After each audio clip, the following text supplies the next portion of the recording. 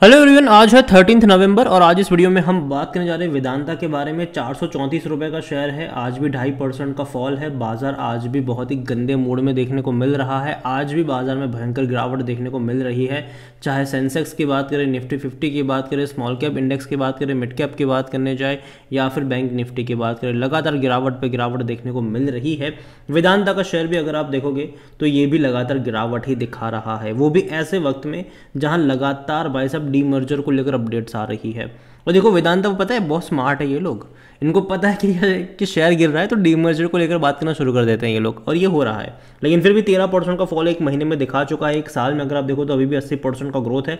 बेहतरीन तेजी आई थी, कंसोलिडेट किया, बड़ी तेजी आई थी, यहाँ पर 500 रुपये से भी ऊपर था। उसके बाद लगातार करेक्शन पे करेक्शन देखने को मिल रहे हैं।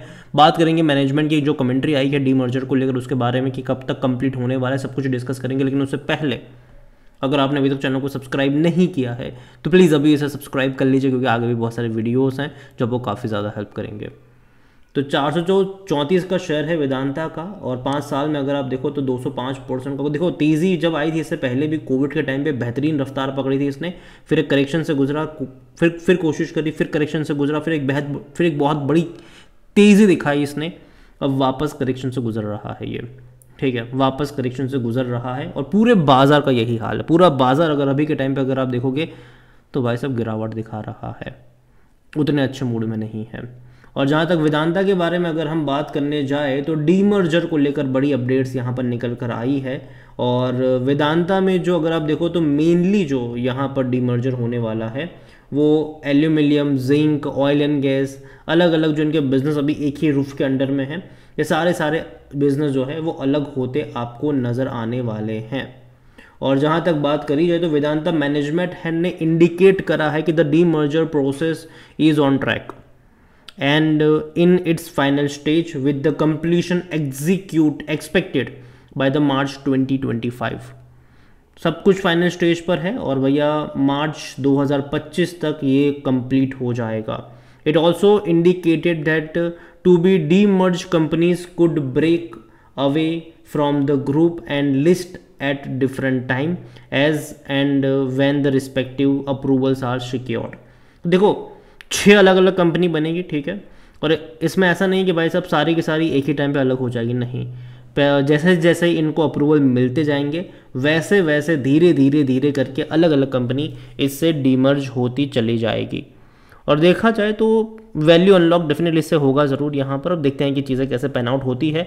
ओवरऑल अगर बात करें जाए इस कंपनी के बारे में तो देखो कंपनी के ऊपर कर्जा बहुत ज़्यादा है, कर्जा चुकाना है, बहुत सारा कर्जा ऑलरेडी ये लोग चुका भी चुके हैं। अगर आप देखोगे तो वेदांता ने रिसेंटली $1.4 बिलियन रेज करे थे through a 1 billion QIP and 400 million जो हिंदुस्तान जिंक का ऑफर फॉर सेल था उसके जरिए।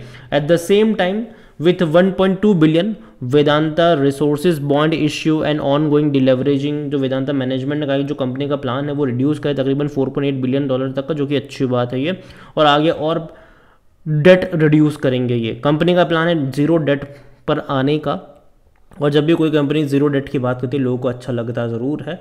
अब देखना ये भी है कि देखो बहुत सारा कर्जा है जिसकी मैच्योरिटीज़ होनी है, उसको इनको चुकाने हैं, तो देखते हैं कि चीज़ें कैसे होगी यहाँ पर। लेकिन हाँ, कंपनी लगातार कोशिश कर रही है, पैसा रेस कर रही है। अभी QIP के जरिए भी रेस करा था इन्होंने, और हिंदुस्तान जिंक का ऑफर फॉर सेल के जरिए भी यहाँ पर रेस करा हुआ है। आगे भी देखो हिंदुस्तान जिंक से डिविडेंड से भी ये लोग पैसा निकाल रहे हैं, वेदांता लिमिटेड में से भी जो डिविडेंड के तौर पर ये लोग पैसा निकाल रहे हैं और उसका इस्तेमाल कर रहे हैं अपने डेट को चुकाने के लिए। तो देखते हैं कि कितना सक्सेसफुल ये कर पाएंगे। हालांकि मुझे लगता है कि डेफिनेटली कंपनी कर्जा चुकाने में कामयाब रह सकती है। रीज़न सिंपल सा है कि ऑलरेडी बहुत सारा रेवेन्यू प्रॉफिट कंपनी कर रही है, और दूसरी बात यहाँ पर ये भी है कि बहुत सारा पैसा ये जुटा भी रही है। जहाँ तक इनके वैल्यूएशन इनका वॉल्यूम अगर आप देखोगे तो डेफिनेटली बड़ी क्वांटिटी में ट्रेडिंग हुई है। तकरीबन 48 लाख के आसपास तक के शेयर अभी तक ट्रेड होते आज के दिन में हमें नजर आए हैं। 523 रुपये के लेवल से गिरकर ये नीचे आया है। मार्केट कैप इसका 1,70,000 करोड़ के आसपास देखने को मिल रहा है। कंपनी के बारे में अगर हम बात करने जाए तो भाई साहब देखिए वेदांता को लेकर अगर आप देखो तो डिविडेंड बहुत ज़्यादा ये पे करता है, ठीक है। इस साल भी अगर आप देखो तो भारी भरकम डिविडेंड पे करा है। तकरीबन 35 रुपये पर शेयर का ये डिविडेंड ऑलरेडी पे कर चुका है मैं इस साल।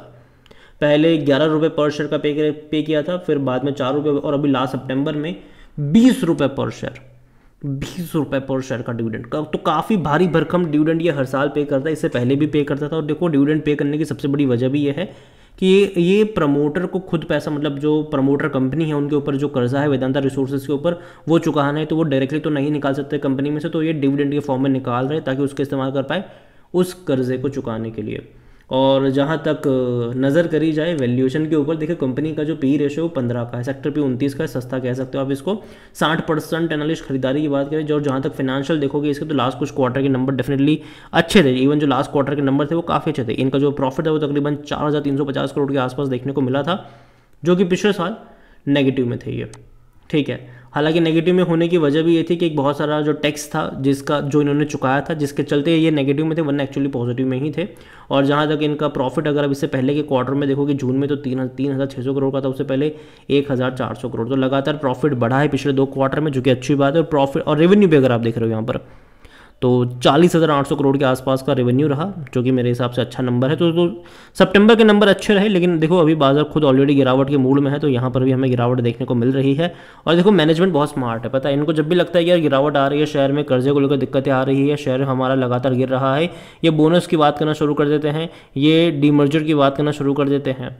और अभी जब बाजार ऑलरेडी अक्टूबर महीने से लगातार गिरावट दिखा ही रहा है, इन्होंने वापस से डीमर्जर को लेकर बातचीत करना शुरू कर दिया है। मैनेजमेंट लगातार हिंट दिए जा रहा है कि बहुत जल्दी डीमर्जर कंप्लीट हो जाएगा अगले साल, और जैसे कि अभी उन्होंने कहा कि अगले साल मार्च तक प्रोसेस जो भी चीज़ें हैं वो कंप्लीट हो जाएगी। तो ये करते रहते हैं, ठीक है, इस तरीके से। और जहाँ तक शेयर होल्डिंग के बारे में देखें, प्रमोटर की जो होल्डिंग है वो 56.38% की है। प्रमोटर का सारा शेयर गिरवी पड़ा हुआ है, और यहाँ पर अगर आप देखोगे तो लगातार बेच भी रहे हैं। जो प्रमोटर मार्च में, मतलब इसी साल मार्च क्वार्टर में 61.95% पे थे, वो बेच कर यहाँ पर आ गए। लेकिन एक चीज़ ये ज़रूर है कि अगर प्रमोटर बेच रहा है तो सामने इंस्टीट्यूशन खरीद भी रहा है। लेकिन अगर आप यहाँ पर एक नज़र करोगे तो म्यूचुअल फंड की अगर जुलाई से लेकर सितंबर में देखोगे तो इंस्टीट्यूशन ने कुछ बिकवाली भी करी है। जैसे कि अगर आप एफआईज देखो तो वो लगातार खरीदे ही जा रहा था, 7.74 से 8.78, 10.23, फिर 12.61। लेकिन लास्ट सितंबर क्वार्टर में एफआईज ने भी बिकवाली करना शुरू करा है, 11.45 पर आ चुके हैं ये। हालांकि म्यूचुअल फंड ने खरीदारी ही करी है, 6.72% से वो 7.62 पर आए हैं। डोमेस्टिक इंस्टीट्यूशन ने बिकवाली करी है 9.13 से, वो यहाँ पर आए हैं 8.78 पर, और एफआईज ने भी बिकवाली करी हुई है। तो देखा जाए तो यहाँ पर खरीदारी करने वाला जो तबका रहा है वो रिटेल इन्वेस्टर और अदर पार्टीज़ रहे, 15.16% से 15.77% पे वो आ चुके हैं। ओवरऑल अगर मैं बात करूँ वेदांता के बारे में, तो देखो वापस से बोनस को लेकर चर्चा हुई ज़रूर है, हो ज़रूर रही है, लेकिन मैं इतना ही कहूँगा, सॉरी बोनस नहीं, डीमर्जर को लेकर, लेकिन मैं इतना ज़रूर कहूँगा कि देखो यार डीमर्जर की खबरों से खरीदारी करना सही नहीं है। और अभी ऑलरेडी माहौल जिस तरीके से है बाज़ार का वो उतना ज़्यादा पॉजिटिव तो नहीं है।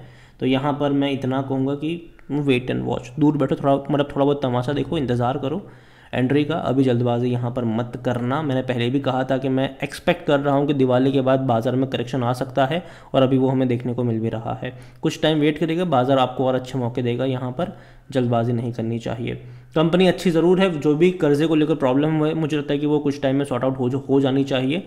अच्छा खासा पैसा ऑलरेडी ये लोग रेस कर चुके हैं, आगे शायद और पैसा भी रेस कर सकते हैं, तो चीज़ें मुझे लगता है कि बेहतर होगी। लेकिन अभी यहाँ पर बाज़ार का ही जो पूरा का पूरा मूड है वो थोड़ी सी अनसर्टिनिटी वाला बन रहा है, और यही वजह है कि मैं इतना ही कहूँगा कि थोड़ी बहुत जल्दबाजी नहीं करनी चाहिए। जब तक स्टेबिलिटी नहीं आती बाज़ार में तब तक दूर बैठो और तमाशा देखो। अगेन ये मेरा पर्सनल ओपिनियन है, कोई भी इन्वेस्टमेंट एडवाइस नहीं है ये।